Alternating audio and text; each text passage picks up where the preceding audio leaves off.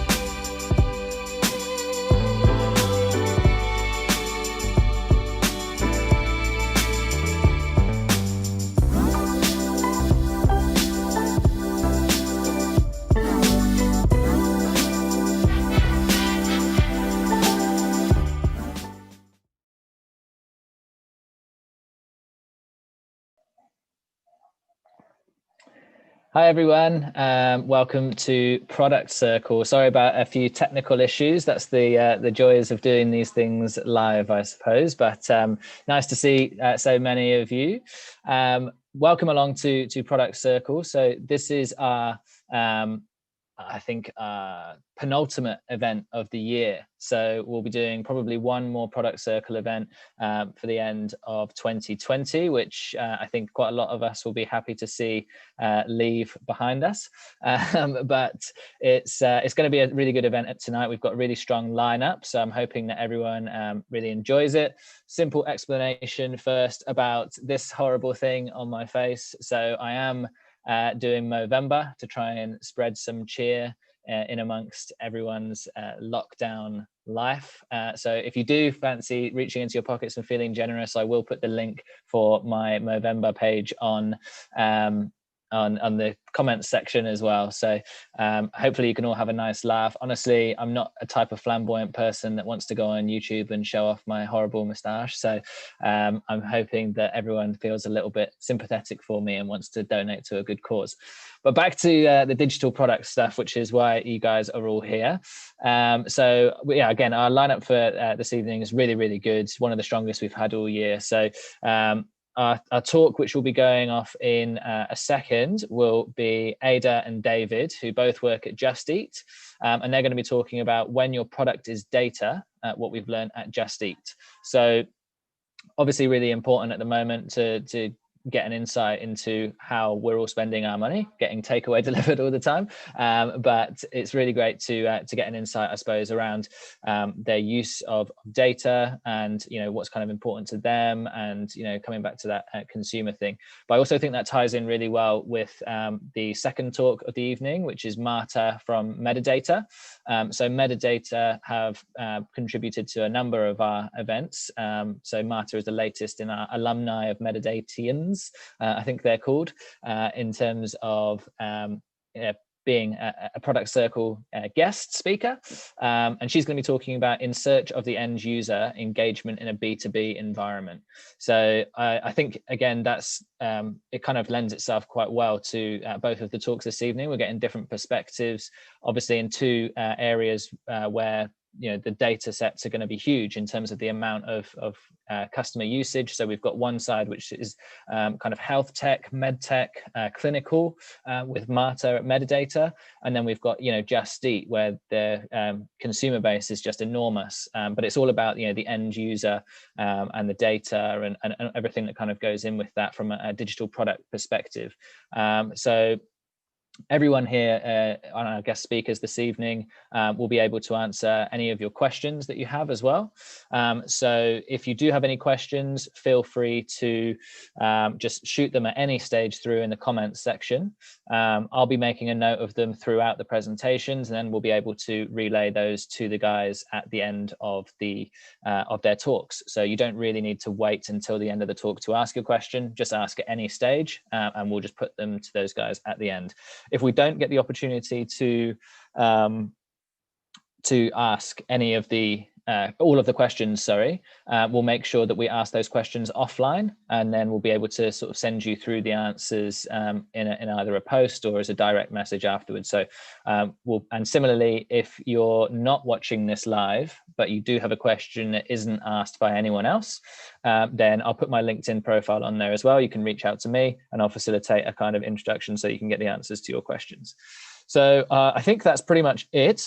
You won't see me again until the next Q&A, but for now, I hope you guys really enjoy the event. Thanks very much to Pusher and Alex and everyone for all their hard work behind the scenes.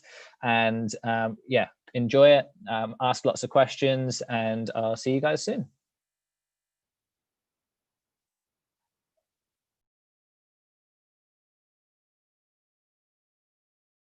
Good evening, everybody. It's Ada, Shum and David Chipchase here from Just Eat Takeaway.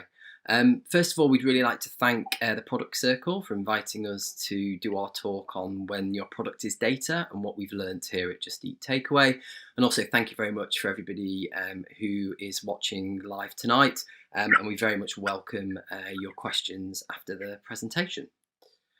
So first of all, what are we going to talk about over the next 20 minutes or so? So we're going to spend a bit of time first doing some introductions, both to ourselves and to Just Eat Takeaway as a business.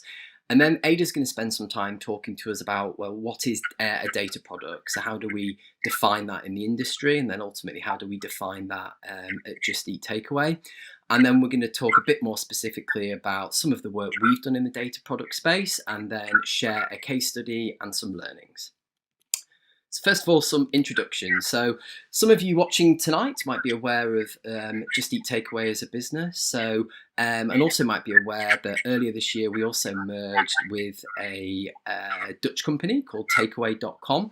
So that merger now has gone through, and that's increased the global footprint of the combined business significantly. So now we operate within 24 countries with a really big offering, a consumer offering there in terms of the restaurants that we offer, and also an equally a big audience. So very much a large organisation now, and to our reckoning, probably the biggest takeaway food business outside of China. So a really big global footprint, but with a laser kind of local focus. So a little bit about ourselves. So introduction from me. So I'm David Chipchase. So I'm the principal product manager in data products. So I've been in the data in the product space for a number of years, and more specifically in data products at Just Eat for probably the last 2 or so years. Really passionate about how we put data at the heart of our product strategy. And then I'll hand over to Ada now to do her introduction. Thanks, Dave. Hello, I'm Ada. I have been in Just Eat Takeaway for 2.5 years. Prior to that, I was in retail, so working for Tesco, where I was doing both web and app development, and also then moving on to the transport sector. So next slide, please. If I was doing a live face-to-face meetup, the first thing I'll do is to get some audience participation. So the first question I'm going to ask you guys is, what do you think is a data product? Did you think about dashboards, reporting, spreadsheets? Or did you think about algorithms and data science? Or were you thinking about something more like Netflix, which I'm sure we're all very familiar with given lockdown? This is where they would use the information on what we watch, when we watch things, in order to suggest recommendations to get us watching even more Netflix. Now, the answer is that all of those are correct. And I was Googling, in preparation for this meeting, what is data products? And so I searched for data products, data product management, data as a service. And there's lots of really different views out there. And there's no real, I don't think, good sources of what product managers do in data yet, which is why we're here to talk and share with you what we've learned. And what I found is a really good blog by Simon O'Regan. His definition is that data products are those whose primary objective is to use data to facilitate an end goal. Right, that sounds pretty simple, right? What I'm going to do now actually is to take you outside of product and into data, because I think the data product space is a bit different to website and apps. So I know you can't see or read everything on this slide, but I just want to show you this piece of research done by the International Data Corporation, the IDC, where they interviewed 1,200 companies worldwide about what is data leadership. In fact, the focal point is, if you were a chief data officer at a company, what are the 4 areas you need to look at? Now, things on the right is the stuff that is very visible. So, for example, starting at the bottom right, analytics is what you guys see all the time. It's about providing insight to help the business make decisions. Top right is innovation. So again, very much visible in the outside world at the moment, like Netflix, is how we monetize data to grow at scale. But on the left, what I've learned since joining Just Eat Takeaway is that the governance and the operations are equally important. And you definitely can't do anything to make it less so. So moving on, I'm going to take each box one by one and explain what kind of problems you face and how does product management apply to it. Starting with the bread and butter for data. So I'm sure you've all had analysts in your business who can do SQL queries, they can go into databases, search for what they want, and produce you spreadsheets and reports and dashboards. So in Just Eat Takeaway, the typical questions these analysts get asked is, what kind of cuisines should we go after? If you imagine in Manchester, we've got 1,200 restaurants, then actually, do we need more Indian food? Do we need less Chinese? Do we have more Thai? The second question we get asked often is, if we launch a new website or an app feature, is it really driving increased conversion rates? And thirdly, how can we also reduce the cost per order so that we're more efficient? Now, the role of data here is just like what you would do for website and apps. It's about prioritizing business requests, understanding the stakeholders' needs, and you'll be amazed that across the business, everybody's got different ways of defining KPIs. For example, new customers might be customers who's not actually been with the business for 2 years, or it might be 5 years.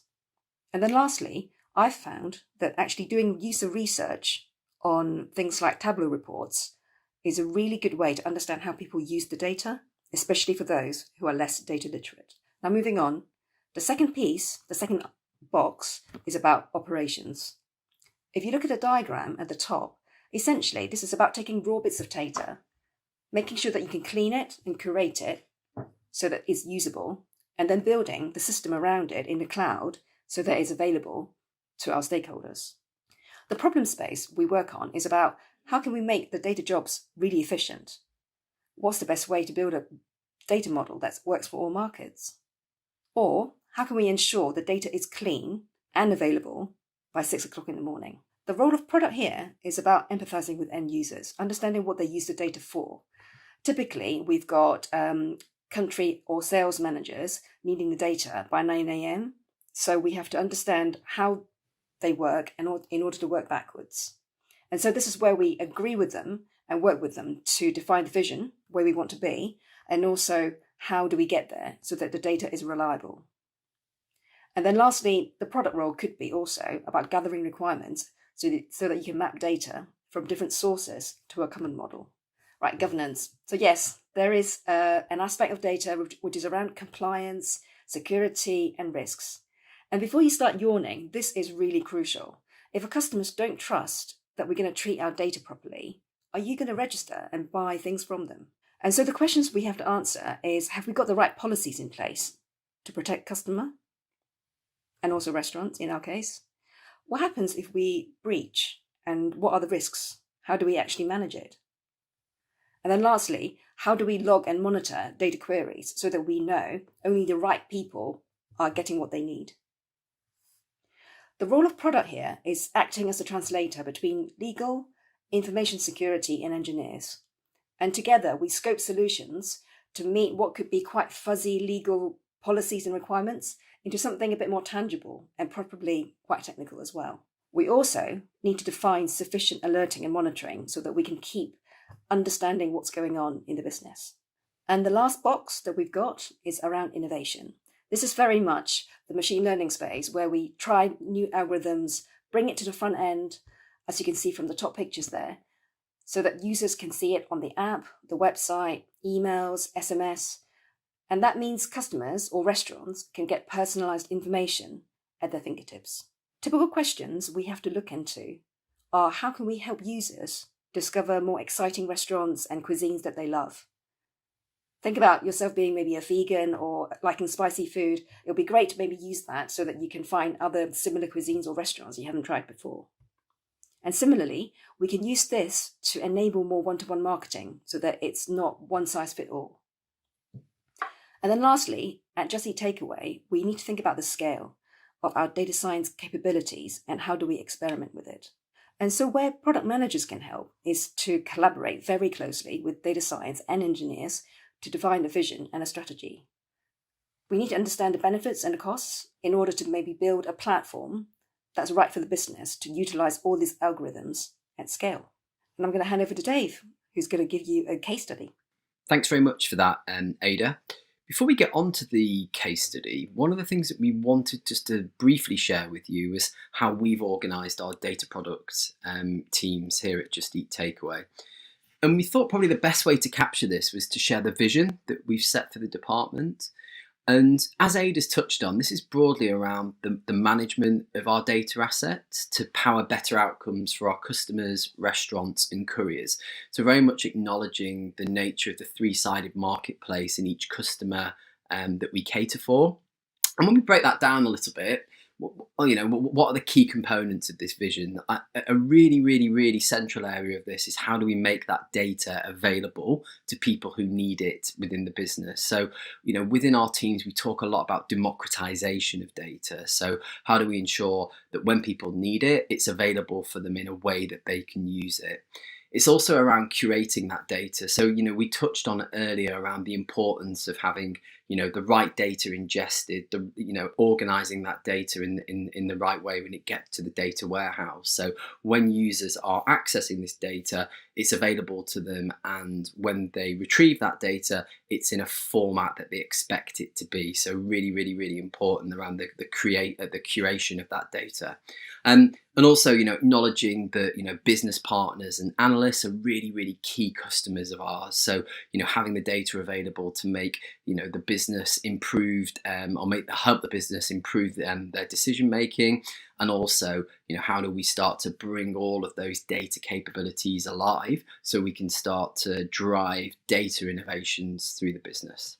So yeah, just before we go into the case study, this section here really is, we thought it'd be useful just to frame, who is a typical stakeholder or customer of a data products team. So these are broadly like the main buckets of customers. There are others, but essentially the customers that we deal with do fall into these key areas. So data science, like a really important area. So as a data scientist, what I'm really interested in is having the pipelines available for me to serve my algorithms to a user in the fastest and easiest possible way, and then coupled with that, rapid experimentation framework. So in the data products team, we spend a lot of time with data scientists, understanding those requirements and how do we help them to get their algorithms in front of users.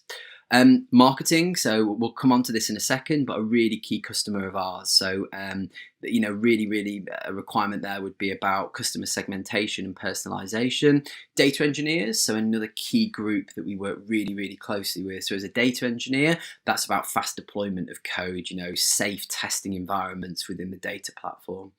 We've touched on analysts as well. So advanced analytics tools, but I think also for analysts, it's about having those ingestion pipelines, so they're able to get the outputs of their analytics, into a storage system like the data warehouse, but then equally retrieve that as and when they need it. So really important around the self-service tools that we provide for that community. Our operations teams, this is our logistics, so our delivery network. So all of the tools and analytics capabilities, and then our front-end product team. So we've spent a lot of time over the last 2-3 years building personalization services. So within the data team, we do have a personalization team, and they work really closely with data scientists as well to run a lot of experiments within the front end. So really optimizing the UI with those algorithms to improve the customer experience. But one of the areas we wanted to go a little bit deeper on is some work that we've been doing really for the last 2 or 3 years with our marketing colleagues. So we're going to go through a really quick case study about how we work with them to bring our data capabilities to life to power their next generation of marketing communications. So let's unpack a little bit the challenges that we were trying to solve here with marketing. So broadly, 3 areas of focus. So there was a feeling really that there was a limited on-demand data pipeline. So marketing knew that this data was available, that there was a feeling that they just couldn't access it when they needed to, in order to have more granular one-to-one communications with our users. So it goes back to that point earlier around democratization. So there was a feeling that marketing couldn't really get this data when they needed it. There was also a view that there was a limited understanding of where our users were within the life cycle, within their life cycle on the platform. So when we say life cycle here, this is an understanding of, well, is this a new user to the platform? Are they an active or regular customer? Are we noticing a slight change in behavior of their ordering patterns that could mean that they were at risk on the platform? So it was that understanding really at a customer level of what stage they were with their life cycle on the platform, and this was to enable marketing to help to drive their metrics around retention and activation of users. And the third area here, related really to the previous two, was there was a feeling that the content was fairly generic. So, if you were user A and user B, it was quite a similar message that we were sending to those users. So there wasn't a great deal of personalization within that content. So there was a feeling that we could start to use the data to make the content of those emails more engaging. One thing that's worth noting as we go through this case study is it's so important to have those data foundations in place. So we had spent a lot of time here at Just Eat Takeaway of building that capability around the data platform. So having all of the customer data ingested, so it was contained within a data lake, and then ultimately organized within a data warehouse and accessible to people who needed it. So really important to have that data stored in one place. If it's appropriate for your business, one global data model, and where at all possible to link all of that customer and restaurant data together, because this platform then becomes an enabler for any of the future innovations that you want to do as a business. But it starts with the customer. And one of the challenges that we had here at Just Eat Takeaway is we had all of this information about our users, and we were ingesting into the data lake loads of events that told us a lot about the customer. But one of the things that we needed to solve in order to allow marketing to have these one-to-one communications with our users was to ensure that we had a single view of that customer. So an example of this would be that we had some users who might have duplicate accounts, and the way that we were sending those messages to users is that they could receive they would be the same user, but they could receive slightly two different messages or two different types of vouchers that we would send to them. So it was really, really important to do more foundational work here to ensure we had that one view of a customer, because that would then enable marketing to have that confidence that they were communicating to a one-to-one on a one-to-one basis. So we did a lot of work foundationally here with our data science colleagues to then build the algorithms where we could start to with confidence match all of those counts into a single customer view. So a really important piece of work for this stream. The second element here was actually we needed a more forensic understanding of what the customer's behaviour was and preferences on the platform. So again, really, really important part of this was the models that our data science team were building. And a key one here was around customer ontology. So this started to really show us a lot about what the user behaviour was on the platform at a customer level. So their ordering behaviour, what were their food preferences, information about demographic, the amount they were spending on the service, and their location as well. So really gold dust for marketeers. So it was a really important exercise to harness all of this information and understand how we could get that to marketing to help them achieve their objectives. And as much as that was about the customer and it was super important, we also needed to do a similar exercise to understand the restaurant part of the puzzle. So what type of restaurants food did we have on the platform? What were the attributes of those dishes? What type of ordering attributes did they have? Were they a dinner dish? Were they a lunchtime dish? What was the nature of the ingredients? Did they contain pasta? Were they certain spicy foods? And it was really important to have this and from the data science team, because then we were able to say, well, we understand the customer, but then how do we start to match cuisine to them through a recommendations engine? So having these two understandings was super important. And then what we started to do was take all of those data science models and then understand how can we start to run some rapid experiments within our marketing channels to understand the effectiveness of this. So taking the outputs of those models and then running them through recommender algorithms, and then honing those recommender algorithms through various testing, multivariate A/B testing, to then find out what that secret sauce was when we combined the ontology data with the algorithm to then get the best outcome for the user. And then we did a similar thing where we started to build the customer segmentation, so allowing us to build certain segments of users for marketing to target as well. So think about this really as, we built those models. This was now how did we start to run that rapid validation really that this stuff worked.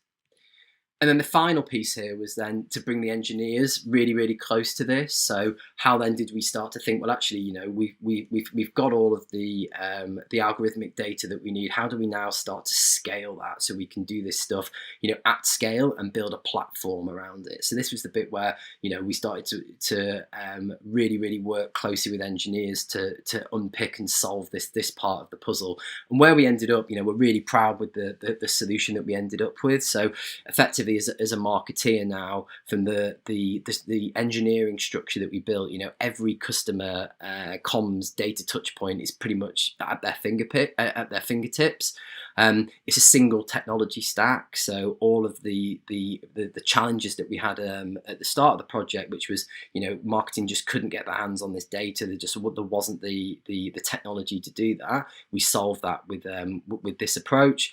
And also what we were conscious of when we built this was that marketeers will use a CRM, so that's a customer relationship management platform. So we wanted to build this in a way where it fitted really elegantly into that CRM, but was also agnostic to it. So we built this directly on top of our data platform rather than building these services within the CRM, which felt like the right strategy, the right approach of the time.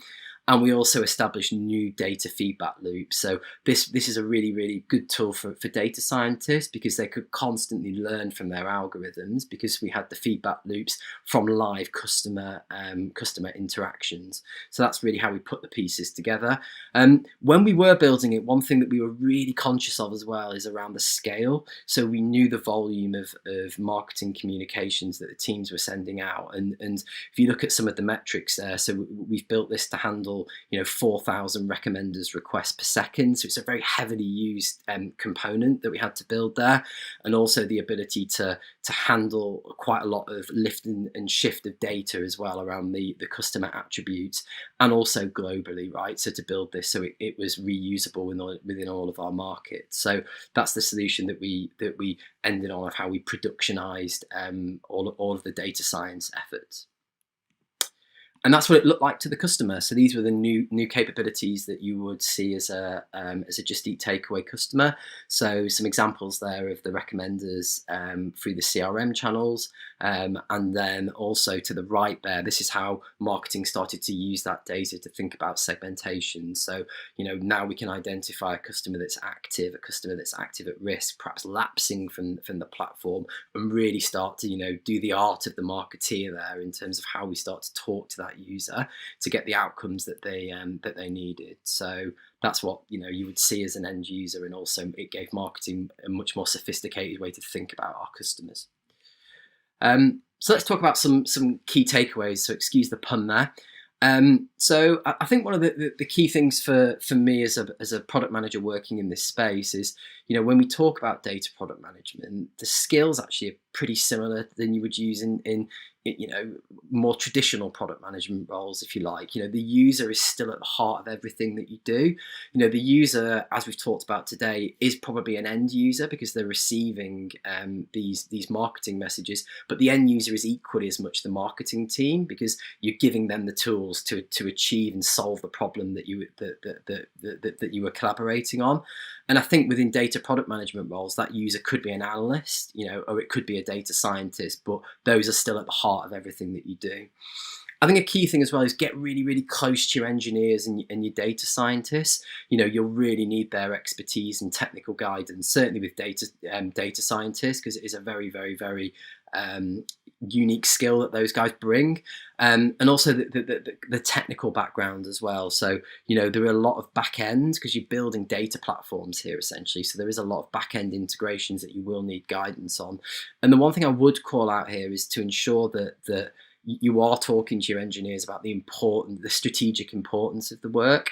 If you're a data engineer working in the back end that's working on a data pipeline, sometimes they can lose sight a bit of the reasons for doing that work. So always be talking to your engineers around what the end result of this stuff is, so they can put that into context.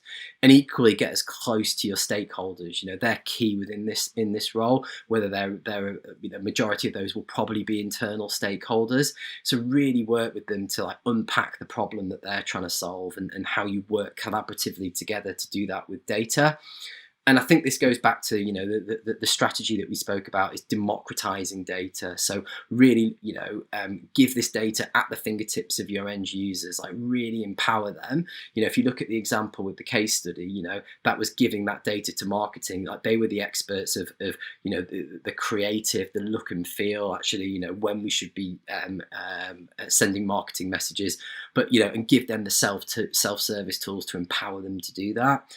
And also ensure that any data service that you create is stable and it's scalable. I mean, that scalable point I think is really, really important, because the data is only going to become more important to businesses, and it's only going to become a larger commodity that we have. And I think as that happens, requirements will become more complex, and the need to scale this from an engineering perspective is really important, not just for today, but actually where you want to take that capability in the future. So I think that's the end of our talk. So we thank you very much for listening, and we welcome your questions. Thank you.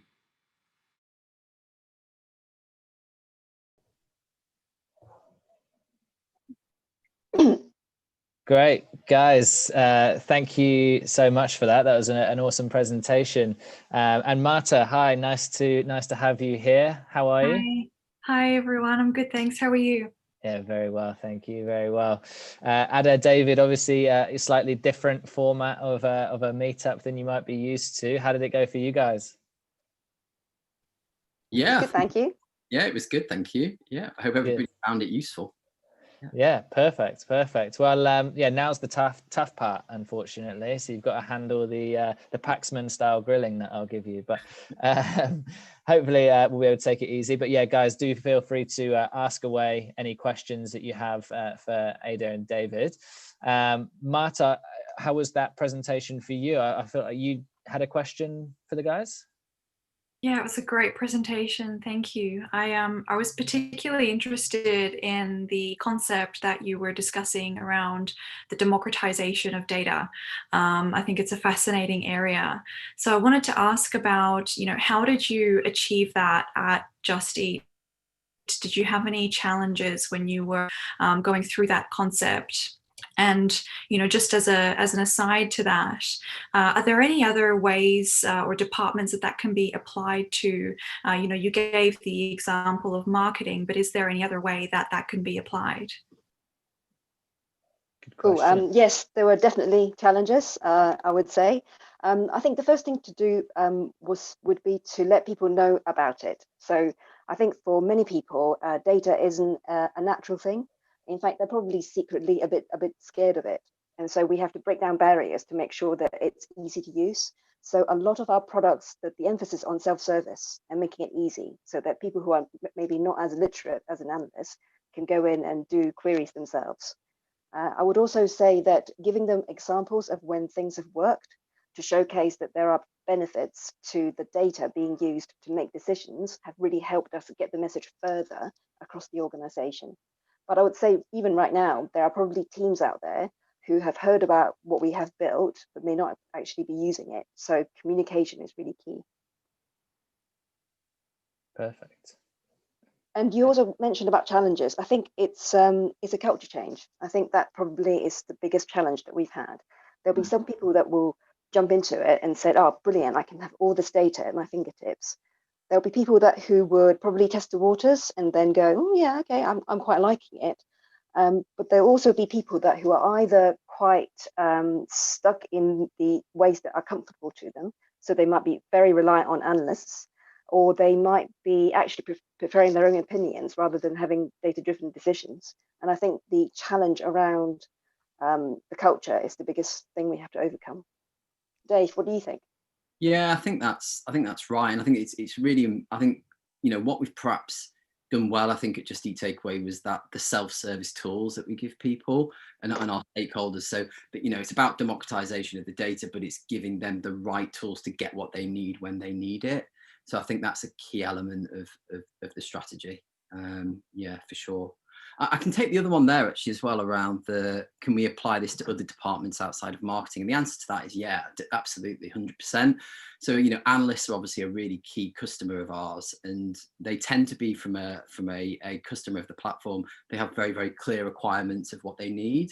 But also, I think the role of a data product person is to go out and evangelize this stuff across the business, to actually talk to other departments and figure out the problems they're trying to solve, and make that data a part of their product strategy as well. So that data can't sit in isolation. It is an enabler for other teams as well. So some examples there could be how do we start to use our data capabilities to allow restaurants greater insight into their business, how to improve their business on our platform. So yeah, loads and loads of other cases of how we take that data from our central place and make sure that is available to everybody within the business. Fantastic, cool. So we've got a couple of questions that have come through from the audience as well. So Michael has asked, what tools and techniques are you using during lockdown when collaborating around whiteboard or having face-to-face meetings with users, clients, or stakeholders, if it's not always possible? Yeah, it's a good one. I'm happy to kick off with that one. Yeah, I think it's really, really tricky, and I think there's a big adjustment process that I think everybody went through really at the start of lockdown. I'm sure everybody's similar in product roles. Sometimes you feel like you are spending the whole day on Zoom. You're pretty zoomed out, or Google Hangout outed by the end of the day. So I think what I've tried to do with my team, certainly with my engineers, is it's about over communicating. You probably are having more meetings. I'm finding that I'm having more meetings with my engineers and with my stakeholders, but that kind of feels okay, because I think, you know, it's good to have that FaceTime with people and ensure that, you know, we're getting answers that we need and the business is running, because the business still needs to run in this new normal. We have tried a bit of stuff with like new whiteboard tooling, like, you know, certain suppliers I think are really, really good at that. But I think that, you know, it's having the processes that we used in the office. We're trying to do that as much as we can remotely. And, you know, Slack's a wonderful thing. You know, Slack has never been as you know, I've never had so many alerts, I don't think, in this lockdown as ever. So your views on it, Marta or Ada? I think we're pretty well set up for working at home already at Just Eat. We were quite fortunate. And part of the reason is because we've got teams in Australia, in Ukraine, in Canada. And so for us, it was just a lot of online meetings rather than face-to-face. So we didn't find it too bad. Whiteboarding, we did start using Miro, or Miro, M-I-R-O, which I thought was quite a useful tooling for everybody to put things onto Post-it notes online. And the key thing for me with my team is actually to make sure that we have time to check in, to make sure that people are not just talking about work, but also from a mental health perspective, we've got the time for the water cooler conversation online as well. Yeah, fab. Cool. We've got another question that's come through from Flo, who asks, what are the biggest governance challenges in gathering user data in different regions, GDPR, etc.? That is a good question. One thing to highlight, obviously, is the different rules in different countries.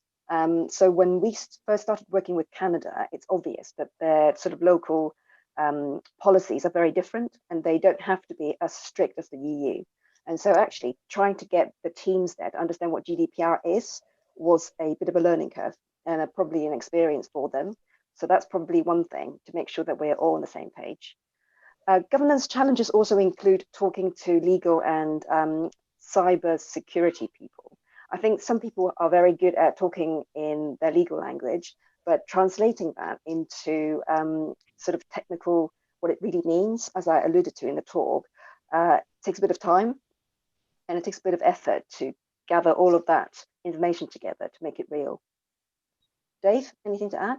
No, I think that's I think that's the right answer. Yeah, I think there is always complexities when you're working across like a global business like we do. But yeah, I think that's good. Yeah, perfect. And the last question is one that I can probably actually shed a bit of light on. So Gian has asked, do you have any open positions to work as a junior data scientist? So Gian, I work in recruitment, and I'll more than happily help you out. So I'll share my LinkedIn profile on there. And if you want to send me a direct message, we can have a bit of a conversation offline afterwards as well. I know Just Eat is obviously a massive organization, and you guys, and Medidata is as well. So I'm presuming there's lots of opportunities within all organizations here tonight. But yeah, potentially a conversation to have offline afterwards. But yeah, I'll share some details. So more than happy to always chat to anyone that is looking at hiring or looking at being hired. Cool. So I think, yeah, you've escaped pretty lightly there, guys, but you did very, very well. So well done. It's a fantastic topic, and yeah, some really good questions that came through off the back of it as well. So I think you're going to be sticking around for the Q&A with Marta as well afterwards. So Marta, it'll be your presentation next. So good luck, and yeah, we'll see you guys all again in a second.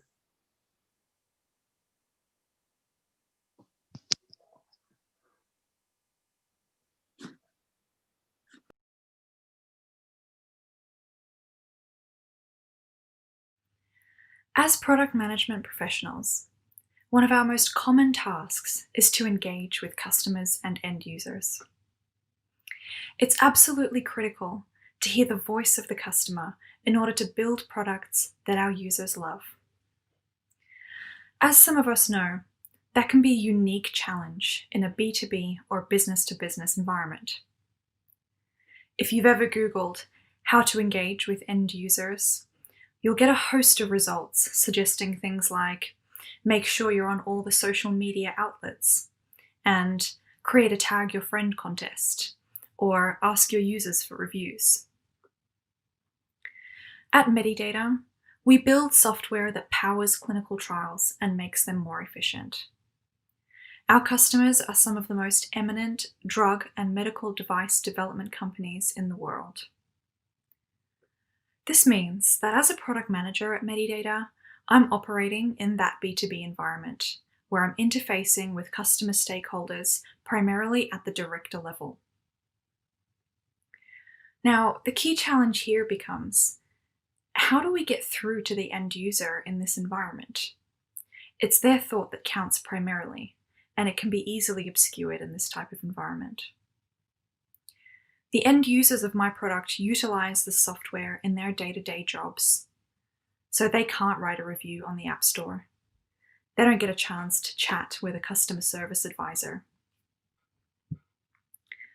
For the product managers out there in this situation, we know that tagging friends on social media is not going to cut it.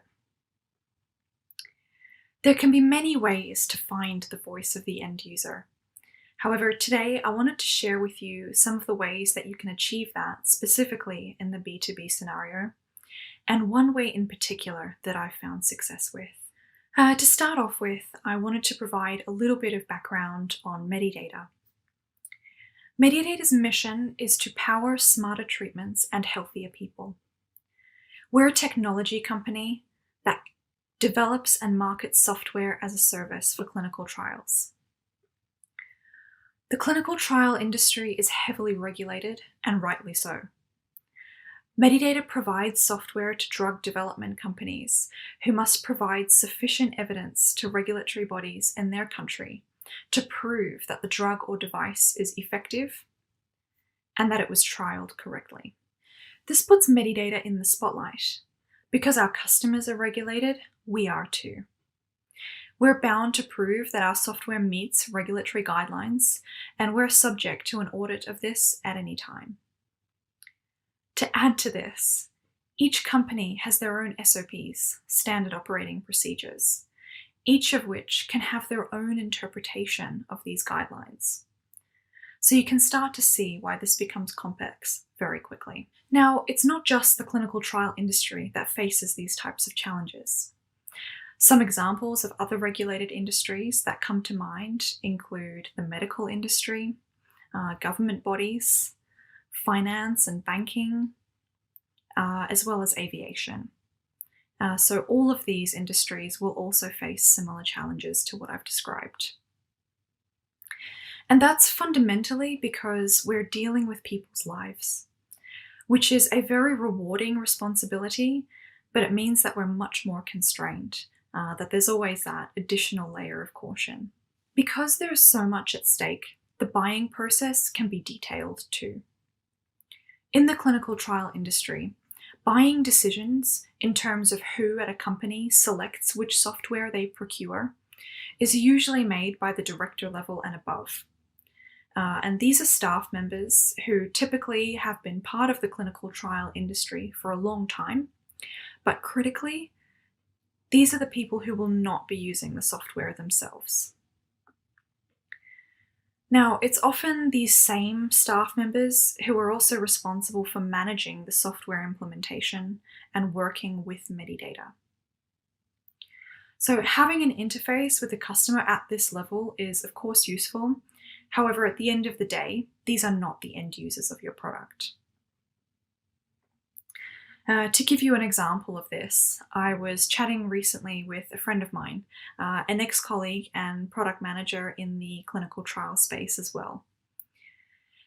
He told me about some A/B testing that he did with a group of end users on a document storage system.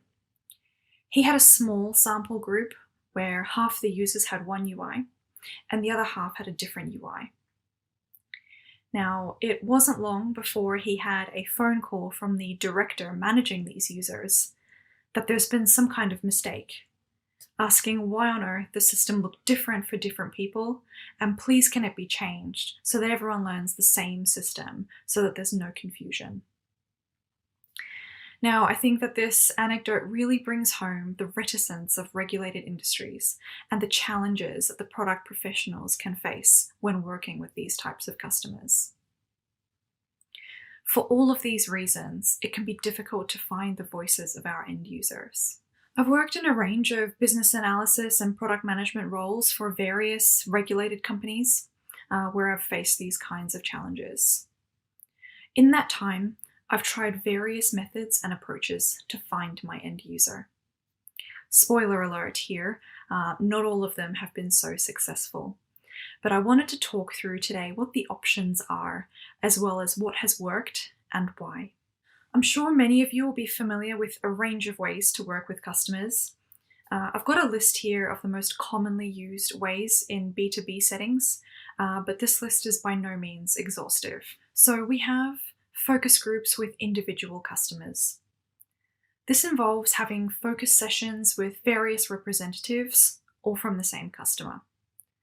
This is a very common approach and sometimes necessary if you have a specific customer who requires additional attention due to things like, for example, the size of their contract, or if they're particularly unhappy with the product for, whatever reason. And this method usually involves the product manager presenting on a certain topic and allowing discussion and feedback from the customer.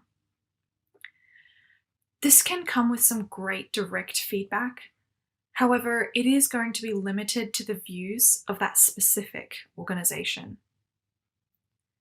And the other major downside is that if you have many customers, you'll spend all your time in focus groups and not doing product management. We also have focus groups with multiple customers. This type of engagement involves preparation of a presentation or at least a set of questions designed to lead a discussion. It's attended by various different customers all at one time, meaning that it has that added benefit of allowing different opinions to be voiced, which saves time for you as the product manager. Unfortunately, some customers believe that revealing their company's processes is akin to an IP breach, and therefore they can be reluctant to discuss in an open forum, especially if their competitors are present. This can result in an odd mixture where certain individuals' voices are heard louder than others, and some are not heard at all. Another way of eliciting requirements and feedback is through working with individual representatives from different customers. This approach allows for a tailored discussion and can reveal some detailed habits in the ways in which your users interact with the system. It can also be a great way to forge bonds with your users. The main downside here is selection. In speaking to only a few people, you may be missing the predominant school of thought or opinion on the topic in your customer base. As I mentioned, this is not an exhaustive list. All of these options have their own merits and strong points, and you may find that a mix of these works best for you. There is another approach that I've tried out and found relative success with, which I wanted to share with you all in a specific example. The scenario was that I was looking to change the way in which report workflows run in the system. And these reports are a key piece of documentation for a clinical trial, so the stakes are high. Because it's a controversial thing to change, I wanted to make sure I got as much feedback and opinion on the topic before making any changes in the system. So to start off with, my team and I collated a list of end users. Any end user that I had come across in my time or was known to account managers as willing to provide feedback, their names and contact details were added to a central list. And this list is a living document, constantly being added to and updated. And I keep a record of every engagement and whether it was positively received and responded to or not. You can also use this document to help users decide how much engagement they want to have, which can also be key when you're dealing with users who are using the software for their work. You don't want to spam everybody with constant requests. I worked with the brilliant UX team at Medidata to create an interactive prototype. So this is a mock-up that you can click through in order to show the user journey how it would look once actually developed. Now, I used that interactive prototype to create a short demonstration video of about 3 minutes long. And in that video, I narrated what was happening in the system as I went along. It's important here for the demo to demonstrate that user journey, the happy path through the system, and what that would look like for a user. It's really easy to put together some slides describing a new feature or process, but I truly believe that it's key to present it from the perspective or the lens of the end user. I find that product videos can often be really keen to show off all of the functionality and every single capability that's there, and exactly what happens when you select each button on the page. However, I really suggest that you instead take an approach that puts yourself in the shoes of the end user. Come back to the persona analyses of your product. When I'm narrating these videos, I speak as if I am an end user. And to make this very clear to the viewers of the end of these videos, I will say, I will speak as if I am that end user. So for example, I might say something like, as a registered nurse, I access this screen to see an overview of all my patients and complete my ward round. Or to give an example from the clinical trial world, as a biostatistician, I select this button here to begin my review of the clinical trial site data. In this way, you marry the persona and the use case. This has the effect of bringing the feature home for these users, because it means they can relate to what you're trying to show, because you're actively mentioning the related persona and the action that they're trying to take. There's really no need to show what every button on the page does, or show the failure scenarios and all of the edge cases. What you want is to clearly communicate how the happy path will work. And that's how you get your message across, because you're focusing on the value that the product provides. Once the video is ready, the next step is to then put together a survey with a list of specific questions about the implementation of the proposed feature. I use Google Forms. In my opinion, the best survey questions are the ones that can be answered conclusively. So those are the yes/no questions, and that's because you can really easily report on the outcomes. If you have questions that are open-ended, and of course these should always be asked when eliciting feedback from end users, these are much more difficult to report on, so you may want to also use the above methods of engagement in conjunction to the survey in these scenarios. I embedded the demonstration video into the top of the survey, instructing users to view the video first and then respond to the questions based on what they've seen. I then sent the survey link out to the users on the curated list, along with an email asking them to fill it in. The completion of the survey is designed to take no longer than 10 minutes for these users, meaning that it's a super fast, effective, and targeted way to elicit feedback. When I think of product surveys, what comes to mind are the surveys that get sent to me as an end user. And these surveys are usually quite predictable, and you may have had a similar experience. They'll have questions like, rate your satisfaction with product X, or would you recommend product X to a friend or colleague? These types of questions can give an indication of overall product satisfaction, but it's often not followed up to ask how that satisfaction could be increased or changed. So do think carefully about the wording of the questions that you add to these surveys, and make sure that the answers will meet the goals that you're trying to achieve and bring in the information that you need to gather. There are some considerable benefits to the approach of the video survey. First of all, it requires about 10 minutes of time from end users, which is a really big win, considering that these users are interacting with the system for their day job and they have work to do. They may not always be able to devote an hour or more to a focus group session. In addition, it allows these users to digest the issue at hand.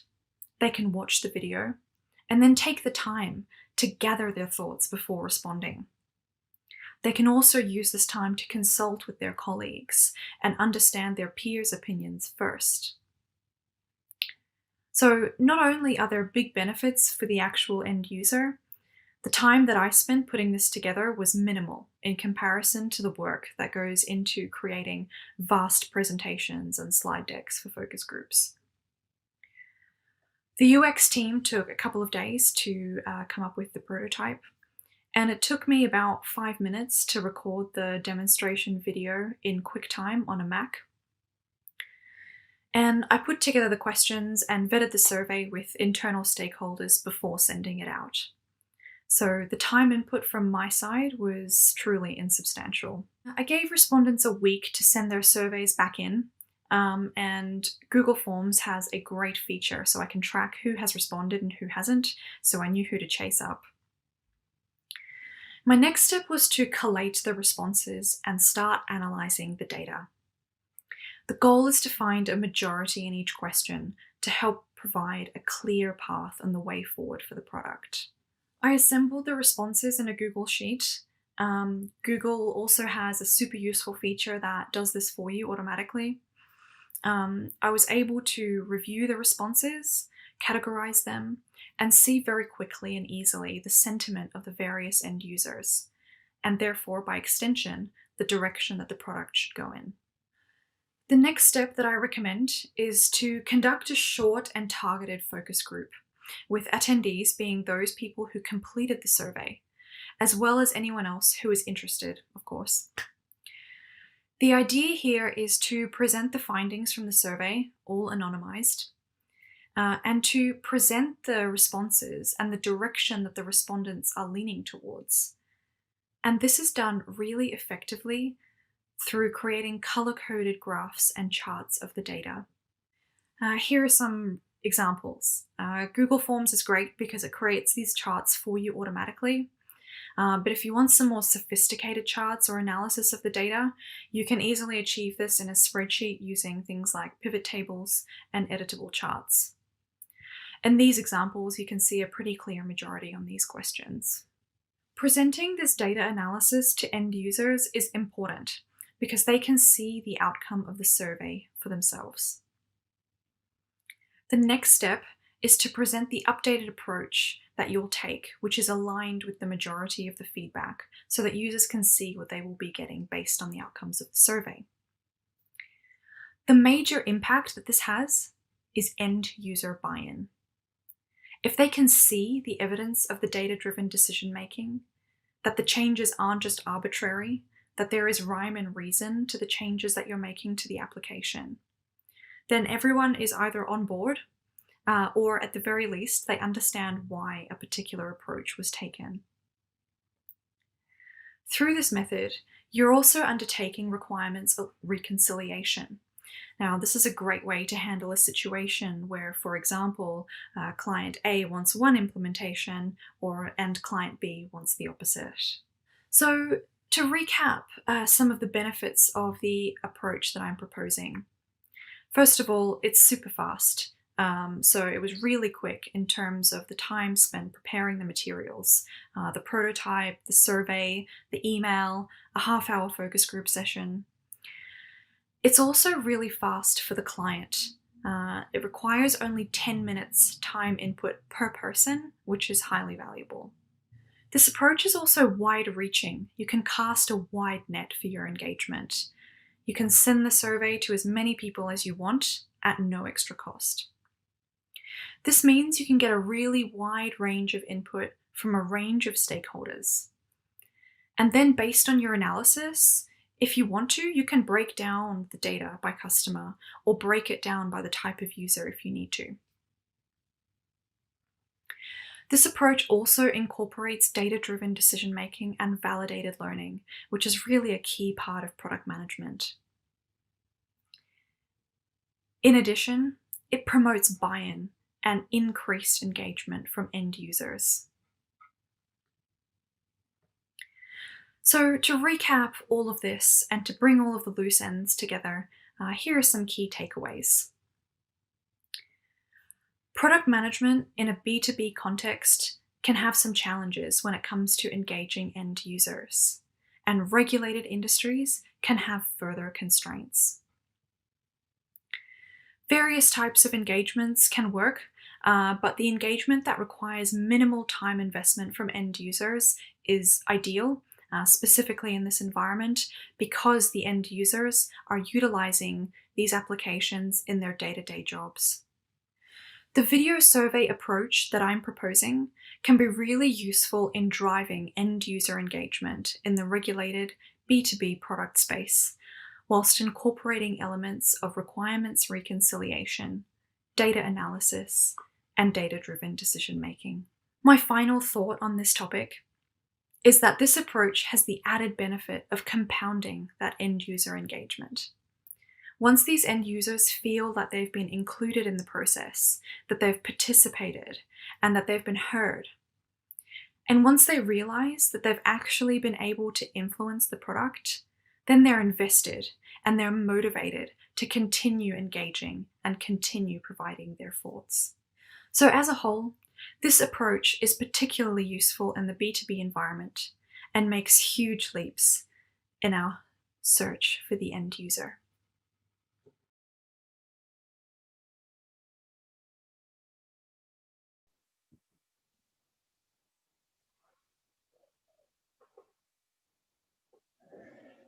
Excellent. Marta, thank you so much for that. It was a fantastic talk. How was it for you? Look, I know you hadn't done this before and you couldn't really tell. So how did you find doing a meetup remotely?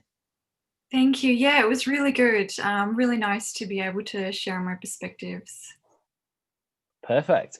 Well, we've got a few questions come through from the audience. I know, guys, keep them coming through, and I'll get to those in just one second. Ada, David, I know that you, I think, have a couple of questions for Marta yourselves. Yeah, I do. It's fascinating to hear what goes on in the regulated industry. So thanks for that, Marta. My question is about the time for the end user. So I know you said it's only 10 minutes. But even getting that 10 minutes sometimes can be a real challenge in my experience. How do you convince somebody or persuade somebody to take part when they don't really want to? Right, it's a good question. And, I think there's a couple of ways to tackle that. And the first one is to give people plenty of notice. You want to give them plenty of time so that, maybe they can't commit to any, completion of the survey or attending a focus group that week, but maybe next week they can carve out some time and find that time to, to provide that engagement and to provide their thoughts and feedback. So that's probably a key thing that I would say, is to really give plenty of time so that they can, plan that in and actually provide their responses. I think, another one is to keep following up and chasing up with these people. Sometimes it's easy for emails and things and invitations to get lost. But if you keep bringing that back up to the top of their inbox, that's another way to sort of, keep it present and keep it in the forefront of their minds in the hope that they'll, actually participate. Excellent. And David, I believe you had a question as well? Yeah, thank you, Doug. That was a brilliant presentation, Martha. I thought it was super interesting and a really, really good approach. One of the questions I've got is, like, once you've done all that survey and you've uncovered the problem that you're going to try and solve, like, how do you ensure that you then you validate that you've done the right thing? Like, how do you continually get that feedback to ensure that the change that you've implemented is the right one? That's a really good question, and something that, I'm working on all the time. And, I think one of the key elements here is to keep in touch with the data. Because once you've actually made those changes and, the recommendations are now live in the product, what you really want is to be monitoring your application to see how users are interacting with that new feature or that new enhancement, or the changes that you've made in the application as a whole. And you can start to measure things, right? Like, how long is it taking users to get through a specific action in the system? Is it taking more clicks or fewer clicks? And once you start measuring that, you can then see if there was an improvement on how that was functioning before. And if there is, I think that's one of the, key ways that you can tell that you've made the right choice in the way that you've moved ahead with that change. Perfect. Perfect. Cool. So we'll head over to the questions from the audience as well. Thanks, guys, for your questions. So the first one is easing you in, a bit of a sort of general comment from Raymond and his opinion on part of the talk. So he says, we encountered a similar focus group issue in the airline IT sector. We found success in putting groups of customers together that didn't compete but operated similar business models, albeit opposite sides of the world. We found the exchange of ideas and discussion worked well. Yeah, that's an interesting comment, and certainly makes a lot of sense. And I think that's applicable to Medidata as well. And, like I was saying, it's, create, your engagement can be tailored to what types of customers you have. And I think grouping them by business model or perhaps type of customer, then I think that's a great way of getting around that issue. So happy to hear that I'm not the only one with these kinds of problems. There are other ways to tackle that in the industry. So yeah, that's great. Perfect. Cool. So I've got a question again from Michael, who says, when you know it's going to be a big but valuable endeavor to examine a workflow that you have a hunch may need improved, and you can make a demo to explain the issues, how do you persuade or pitch stakeholders to allow you the time or resources to get stuck into the investigation or into investigating? Yeah, that's a really important question, and something that can be difficult to get that time to even start investigating. So my advice here, or my recommendation, is that first of all, you need to prove your hunch. And the best way to do that is, again, through data. Data feels like a really recurring theme for tonight's presentations, but I really think that it is the number one way to move forward in a lot of these situations. So one thing that you can do potentially is using the data analytics. So I know that Google Analytics is a really popular platform. We use Pendo at Medidata. Again, so you can look at, the number of clicks that have been used to achieve an action, how long users are spending in a specific journey, and, whether that's what the area that you're trying to improve or not. You could even send a survey asking about that specific area, and do users agree with you that they think it needs to be updated? And that's probably quite a small time investment on your part, just to get some data behind you to, prove whether you can act on this hunch or not. And then once you actually have the data to back up your thoughts and ideas, you'll then be in a really good place to pitch to your stakeholders in your organization that a specific area actually needs investing. And again, I think having data and numbers will really work in your favor. If you can say that, well, by investing in this area, we can have an outcome of, improving factor X by Y%, or, increase revenue by twice, twofold, or something like that. I think really focusing on the numbers and having a tangible improvement will really help your chances of getting that investment and buy-in from stakeholders at the organization. Perfect. I can see a lot of nodding on the other side of the screen. Is that the same at Just Eat? Do you guys follow the same kind of process to be able to get that buy-in from your stakeholders? Yes, 100% regarding the data side. I think having the right sort of evidence, whether it's qualitative or quantitative, does go quite far. I think the thing I would add is that there are some stakeholders which are already bought in to the hunch, and I think finding them and getting them to advocate for you as well would be another suggestion to help get the rest of the stakeholders on board.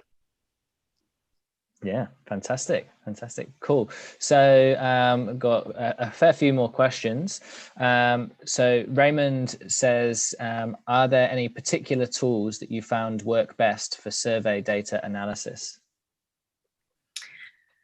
So as I mentioned in the talk, I primarily use Google Forms and the G Suite of applications generally from Google. And because they do a lot of the analysis for you, that creates the charts automatically, That does make it really easy.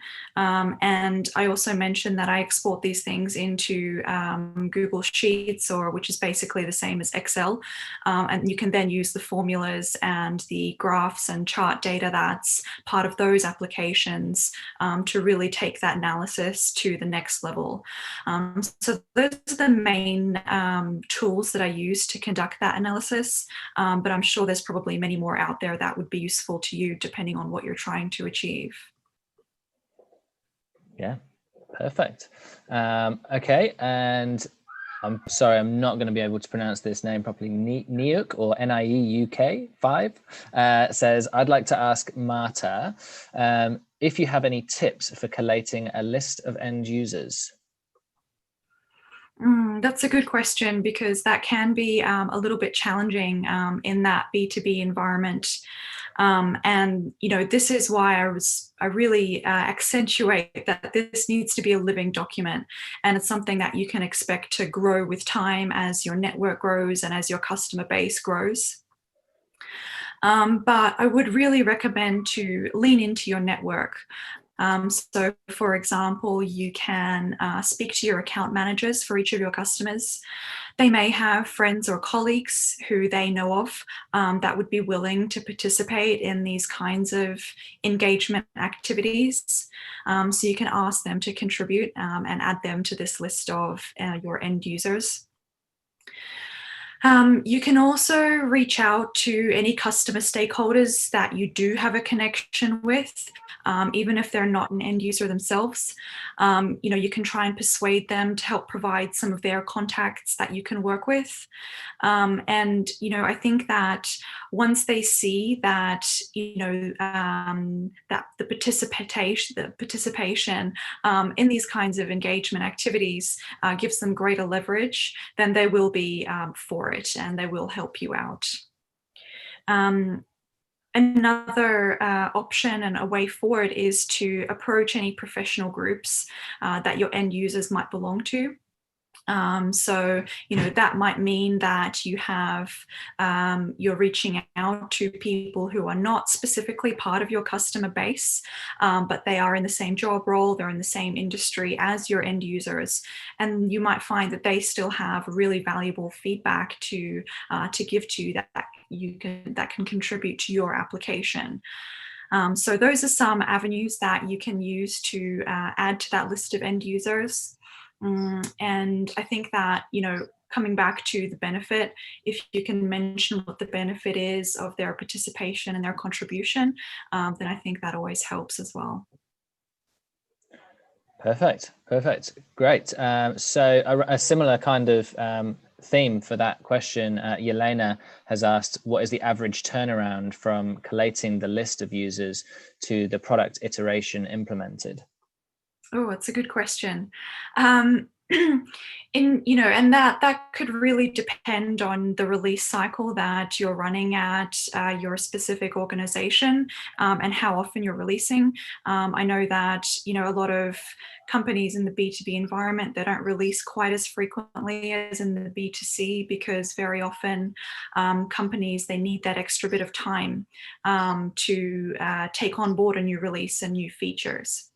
One thing that's specifically a concern for regulated industries is that we can't just release the latest and greatest features and code directly into production. At Medidata, we handle that through something called pre-release, where we essentially will release the code to kind of a sandbox-like environment where customers can play around and test the new features. They have plenty of time to learn how it all works. And in that time, they're also training their end users on how to use the new features, so that when it does eventually go live, all the end users have been fully trained, they know how it all works, and there's no kind of big surprises on go live day. Would you be able to repeat the question, Duncan? I feel like I've gone on a tangent. No, that's fine. That's fine. And Ada and David, by the way, if you have anything to add, just jump in at any stage. So the question again was, what is the average turnaround from collating the list of users to the product iteration implemented? Thank you. So, at Medidata, at my product, we release on average 4 times a year. Any more often than that, it just becomes, a bit of a burden on the customer, having to constantly update their training materials and retrain their users. So we release quarterly. And we begin preparing for the next release while the current one is still ongoing and still, in a process of being developed. So we kind of have these overlapping releases, which is kind of, they're all run in sprints and in an agile way and in the agile kind of format, just that they have to be delivered in kind of a tiered manner. So in terms of the turnaround time from these kinds of engagement activities that I spoke about to those features being released is typically about 3 to 5 months. Okay, fantastic. Is that the same over at Just Eat? And I imagine you haven't got the regulatory side of things, so it's a little bit different, but is there anything you got to add to that? Yeah, I think it is going to be slightly different in our industry. So I think we've tried to foster a culture of experimentation where it's okay to be running multiple experiments at the same time. And I think certainly within the data space, we've tried to really champion that across the business. So yeah, I mean, we've tried to foster that experimentation culture, but also, yeah, I mean, we are deploying changes to the UI and the user experience on a fairly regular basis, because we are about improving that customer experience and getting those feedback loops and understanding, are these positive changes for our users, and equally like for our restaurant partners as well. We offer them a lot of toolings and a lot of services. And it's all about like optimizing their experiences as well. So yeah, it's about experimentation and rapid release cycles for us, really. So almost the opposite in a way. Fabulous, perfect, cool. So I think we've got one last question, and then you're released from the difficult part of this evening. But I thought it was quite a nice question to finish up on. And again, guys, if anyone does have any further questions or anything like that, I've shot my LinkedIn details on there. So feel free to get in touch and I can shoot the questions over to our guest speakers if you're watching this on a repeat. But Michael asked a question just to everyone as what's your favorite part of your job? So I'll let anyone take that away. Start off with, it has to be something. I can start if that's all right. Yes. So for me, probably the favorite part of my job is the fact that I get to speak to and work with so many different types of people, working with, engineers and data scientists and, on one end of the spectrum, going all the way through to, customer stakeholders at the C-suite level and everybody in between. So it's really, keeps every day refreshing, and it's a great way to work. So I love being able to be in touch with so many different types of people. Perfect. Sounds pretty good. I think from my point of view, like I just love building products. I always have, really. And I think, the ability to solve a user's problem that you've identified, you've gone through the discovery process, you've prototyped that, you've worked with engineers to build that, and then finally getting that into the wild in front of a user and seeing them interact with it and improving their experience on the platform is, we're pretty lucky in product. I think that we get to work and see that thing end to end, that maybe some industries or some professions don't have that holistic view of, the nebulous of an idea to a feature in front of a user. It's pretty good. Mm. Yeah, I agree with Marta and Dave. I think mine would be around just how much it changes all the time. The technology stuff is always new. There's always something different. There's always innovation that you can do. And I find that really exciting. Even during lockdown, I've really thought about the fact that actually I love my job because it just keeps me on my toes. Every day's different and it's brilliant. Great. Well, you guys are three very good adverts to become a digital product manager, I suppose, for anyone who's listening who isn't. But yeah, I mean, again, guys, thank you so much for taking the time to do this. So I think that kind of wraps up the Q&A. So Marta, well done. That was a fantastic talk again. And Ada and David, thank you again so much for you guys taking the time and yeah, both contributing your ideas and also your presentation earlier on in the event as well. I'm sure there'll be lots of conversations that will continue off the back of this, so I don't think there will be this will be the end of it by any stretch of the imagination. But again, thank you all so much. Hopefully it was all right for you. Yep, all good. Perfect. Well, guys, thank you again, and thanks everyone for watching. If you do have any other questions or comments, feel free to get in touch. Thanks very much to Alex from Pusher. Again, this was our penultimate event of 2020. We're almost there. The year's almost over. And we'll probably be doing something around like a Christmas special or something like that as well, and we'll share details of that on the meetup page. But for now, Ada, David, Marta, thank you all so much again. Alex, thank you, and thanks to Pusher for sponsoring as always. So until next time, guys, keep well, keep safe, and we'll see you soon.